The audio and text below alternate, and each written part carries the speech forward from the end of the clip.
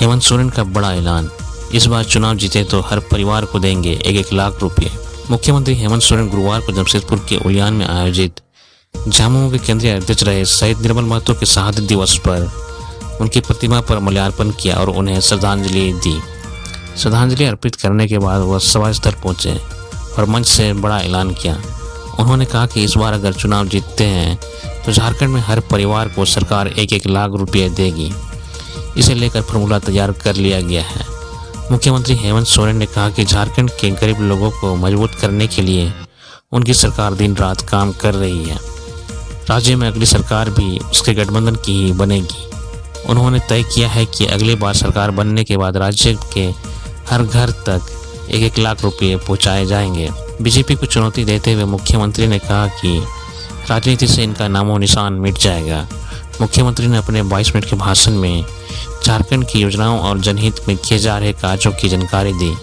वहीं केंद्र की मोदी सरकार और उनकी योजनाओं को जमकर कोसा। कोर्ट ने पूर्व मंत्री आलमगीर आलम को राहत देने से किया इनकार, जमानत अर्जी खारिज। टेंडर घोटाले के आरोप में जेल में बंद पूर्व मंत्री और विधायक आलमगीर आलम को कोर्ट ने राहत देने से इनकार कर दिया है। आलमगीर आलम की जमानत याचिका को MP-MLA कोर्ट खारिज कर दिया है। आलमगीर आलम ने 18 जुलाई को ईडी की विशेष अदालत में जमानत के लिए याचिका दायर की थी। आलमगीर आलम को 15 मई को ईडी ने पूछताछ के बाद गिरफ्तार कर लिया था।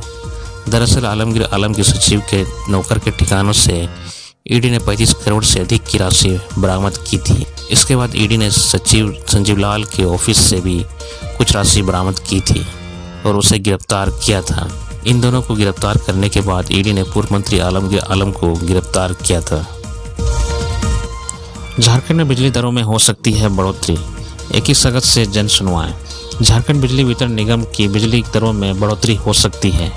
निगम के टैरिफ प्रस्ताव पर निर्णय लेने से पहले जन सुनवाई का कार्यक्रम जारी कर दिया गया है। झारखंड राज्य विद्युत नियामक आयोग की ओर से JVNL के प्रस्ताव पर उपभोक्ताओं और स्टेक होल्डर्स से आपत्तियां मांगी गई है। जन सुनवाई की प्रक्रिया की शुरुआत 21 अगस्त से शुरू होगी। इसके बाद धनबाद, देवघर, डाल्टनगंज और रांची में जन सुनवाई होगी। सुनवाई पूरी करने के बाद राज्य विद्युत नियामक आयोग आवश्यकता अनुसार टैरिफ दर बढ़ाने पर निर्णय लेगा।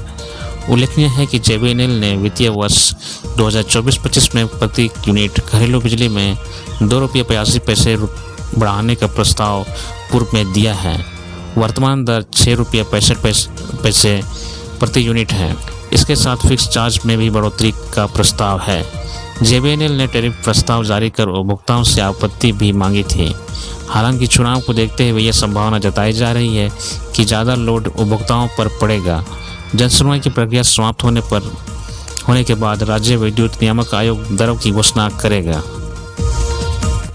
झारखंड के 2 वैज्ञानिकों को डॉक्टर अभिलाष और डॉक्टर पूर्वी सैकिया को राष्ट्रीय विज्ञान पुरस्कार से किया जाएगा सम्मानित।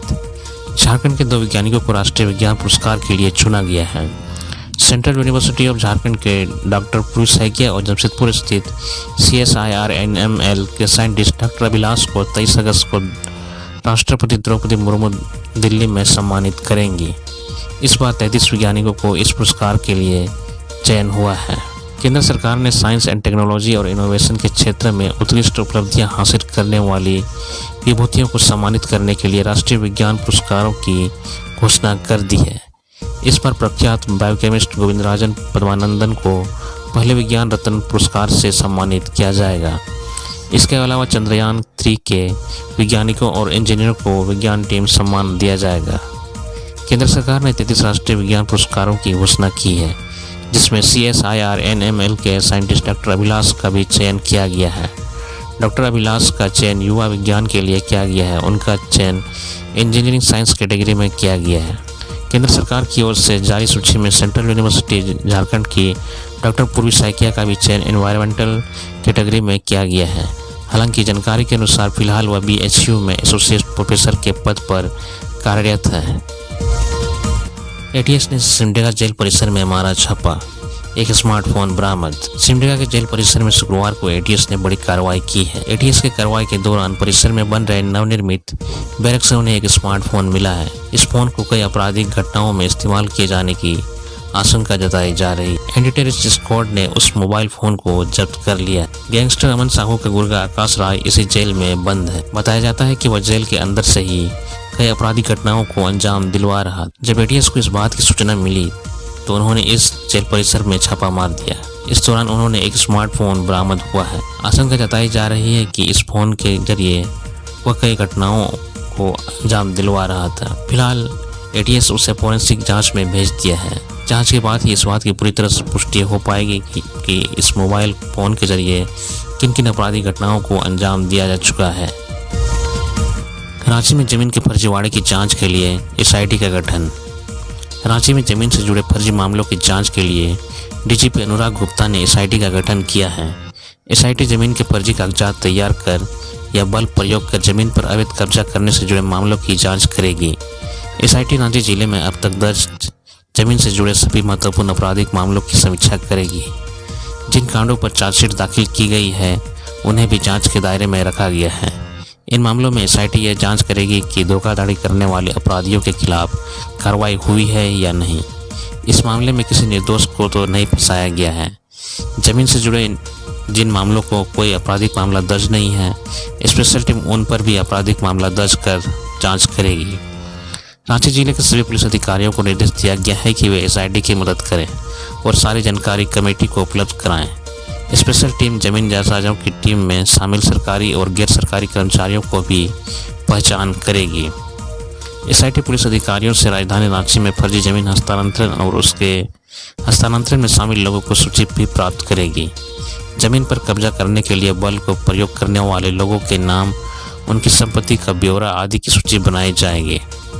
जमीन हड़पने में अगर थानेदार या अन्य पुलिस कर्मियों की भूमिका पाई जाती है तो उनकी भी पहचान कर उनके खिलाफ कार्रवाई की जाएगी।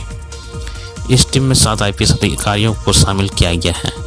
टीम का नेतृत्व सीआईडी आईजी सुदर्शन मंडल करेंगे, जबकि जेएफ डीआईजी मयूर पटेल, विशेष शाखा DIG Kartik S, CID DIG Sandhya Rani Mehta, ATS SP Rishabh Kumar Jha, CID SP Anuranjan Kispotta और सीआईडी एसपी दीपक कुमार को सदस्य के रूप में शामिल किया गया है। निशिकांत दुबे ने संसद में झारखंड में ओबीसी को 27% आरक्षण देने का मुद्दा उठाया। भारतीय जनता पार्टी के सांसद निशिकांत दुबे ने संसद में झारखंड में ओबीसी को 27% आरक्षण देने का मुद्दा उठाया। उन्होंने केंद्र सरकार से आग्रह किया कि पिछड़ों को 27% आरक्षण देने के लिए वे राज्य सरकार पर दबाव बनाएं। उन्होंने यह बात लोकसभा के शून्यकाल के दौरान कही। गोड्डा सांसद निशिकांत दुबे ने संसद में कहा कि केंद्र सरकार झारखंड में ओबीसी को 27% आरक्षण देने के लिए झामुमो कांग्रेस की गठबंधन वाली सरकार पर दबाव बनाए। उन्होंने लोकसभा के शून्यकाल के दौरान दावा किया कि देश के विभिन्न राज्यों में ओबीसी को 27% आरक्षण दिया जा रहा है, जबकि झारखंड में इस वर्ग को केवल 14% आरक्षण दिया जा रहा है। उन्होंने कहा कि कांग्रेस और विपक्षी दल जातिगत जनगणना की मांग कर रहे हैं, लेकिन पिछड़ों के साथ वर्षों से अन्याय होता आ रहा है। निशिकांत दुबे ने आगे कहा कि प्रधानमंत्री नरेंद्र मोदी देश के पहले पिछड़े प्रधानमंत्री बने। उन्होंने ओबीसी आयोग को संवैधानिक दर्जा दिया। उन्होंने कहा कि झारखंड में कुछ जातियों को अनुसूचित जाति से ओबीसी की सूची में डाल दिया गया है, जिससे इन जातियों को नुकसान हो रहा है और ओबीसी के आरक्षण में भी अतिक्रमण हुआ है। इसलिए केंद्र से अनुरोध है कि जब सभी राज्यों में 27% आरक्षण है तो कांग्रेस और झामुमो पर दबाव डालें ताकि राज्य में ओबीसी को 27% आरक्षण मिले। रांची में 5 करोड़ का डोडा एनसीबी ने पकड़ा। ट्रक चालक और खलासी गिरफ्तार। नारकोटिक्स कंट्रोल ब्यूरो ने रांची में बड़ी कार्रवाई की है। एक ट्रक में 4300 किलो डोडा ले जाया जा रहा था, जिसे एनसीबी की टीम ने मांडर टोल प्लाजा के पास से पकड़ा है। पकड़े गए डोडा का बाजार मूल्य 5 करोड़ रुपए से अधिक है। एनसीबी की टीम ने ट्रक चालक प्रदीप कुमार और खलासी गुड्डू कुमार को भी पकड़ा है, दोनों चतरा जिले के रहने वाले बताए जा रहे हैं। दरअसल एनसीबी को सूचना मिली थी कि एक ट्रक में डोडा भरा हुआ है और वह मांडर के रास्ते बिहार जा रहा है। इसी सूचना पर एनसीबी की टीम ने मांडर टोल प्लाजा के पास घेराबंदी कर ट्रक को पकड़ा। ट्रक चालक और खलासी ने बताया कि ट्रक में खूंटी से डोडा लोड किया गया था। बिहार में डिलीवरी देनी थी। बिहार से राजस्थान, हरियाणा, पंजाब और दिल्ली में भेजा जाना था। इन इलाकों में डोडा की मांग काफ़ी ज़्यादा है। नशे के लिए इसका युवा तो इस्तेमाल करते ही हैं, ट्रक ड्राइवर भी बड़े पैमाने पर इसकी खरीदारी करते हैं। उत्पाद विभाग ने हजारीबाग में जब्त की 600 पेटी शराब। हजारीबाग के चौपारण प्रखंड पंचायत पांडेबारा के ग्राम सेलहरी स्थित सिंचाई विभाग के सरकारी भवन से उत्पाद विभाग ने लगभग 600 पेटी शराब बरामद की। उत्पाद विभाग को यह पेटी छापेमारी के दौरान मिली, जिसे देखकर ग्रामीण भी हैरान है। सहायक उत्पाद आयुक्त शिव कुमार साहू ने बताया कि उन्हें इस बारे में गुप्त सूचना मिली थी, जिसके बाद गुरुवार शाम को सिंचाई विभाग ने सरकारी भवन में छापेमारी हुई और करीब 600 पेटी शराब बरामद की गई। बरामद शराब की अनुमानित राशि 50 से 60 लाख रुपए बताई जा रही है। इस अवैध शराब को बिहार में खपाने की तैयारी की जा रही। हालांकि इस छापेमारी में किसी को गिरफ्तार नहीं किया गया, लेकिन विभाग ने इसे